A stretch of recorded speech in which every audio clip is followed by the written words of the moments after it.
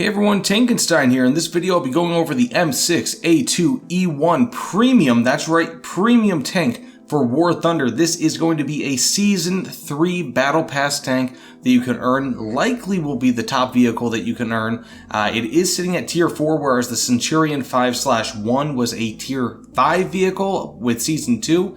So who knows, maybe this will be the second best vehicle that you can get in this season of Battle Pass. We'll have to wait and see. But that being said, this is a beast of a tank and something that many of you might be familiar with if you used to play World of Tanks, because this is lovingly referred to as the Mutant in World of Tanks. And I'll be honest with you, I used to play a lot of World of Tanks, and this vehicle was the bane of my existence. I think it was a slightly different setup than we have in War Thunder here, but I'll go over the War Thunder setup now. So this is a 105mm cannon on top of an M6, a modified M6 chassis. So if you're familiar with the M6 of the American tech tree, this should be pretty normal to you. The only difference is that this is slightly up armored. As you can see, there's a gigantic slanted plate in the front. I'm not really sure if that's going to do too much in terms of protecting against shells, because while it's very steeply angled, that could also work against it because it's not so much a 45-degree angle as it is getting closer to just being a flat wall. But it does have that 105mm cannon on top of the regular M6 chassis. So if I'm not mistaken, this would have had an M26 or a modified M26 turret on top of it. So it's kind of like, as I said before, a Mutant. And what I'm expecting is that this 77-ton tank, one of the heaviest tanks in game, if I'm not mistaken, might actually take over as the second heaviest tank outside of maybe the Tortoise. This vehicle should have a ridiculously long reload. Of course, its armor pen, according to the dev blog, is near 300mm. So it will be absolutely devastating, but I feel like that's going to be countered by its incredibly slow speed, poor mobility, especially across terrible terrain like mud and all that other stuff, water. Really though, for me, I feel like the biggest problem that most players are going to experience with the M6A2E1, I don't know why Americans name their vehicles like that, maybe to denote variations in different vehicles, especially prototypes, but that's whatever.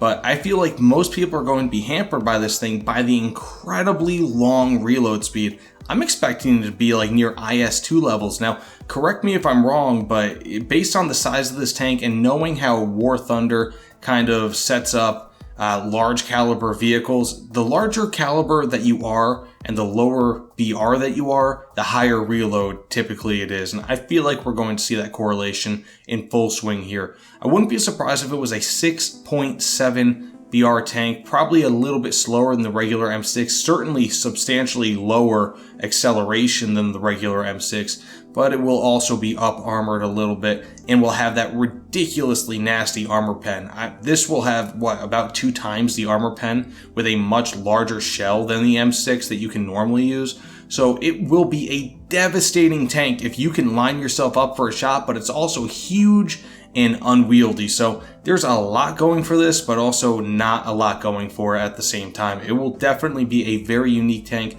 and even in the dev blog, they're calling this the American Mouse. One other very important thing to note is, and I mentioned it a little bit earlier, this is a Tier 4 vehicle. Now, tiers don't really matter so much as let's say a Tier 4 and a Tier 5, they could have the same BR. For example, the Centurion Action X is a Tier 4 British tank, or UK tank. I've gotten yelled at by saying British tank before, whereas the Centurion Mark 5/1 is also 7.3, but sits in Tier 5 as opposed to the Tier 4 Centurion Action X. So there are some differences there.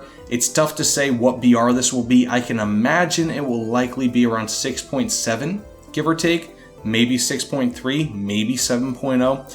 But if it is Tier 4 and your previous top tier vehicle for Battle Pass was a Tier 5, that might open the door for having some special top tier vehicle released this Battle Pass. Now we have to stay tuned. I'm personally hoping for the ME262 HG1. If that's the case, I will flip. I've been wanting that vehicle for so long. It's basically an ME262 with a race canopy, but I'm getting ahead of myself here. just let me know what you guys think in the comments below about the M6A2E1. Again, this ridiculously long name.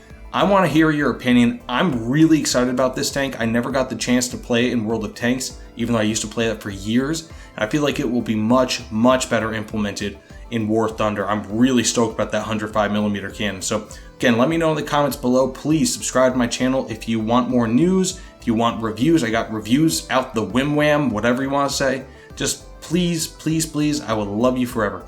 Either way, Tank signing out, and I will see you all on the other side. Take care, everyone.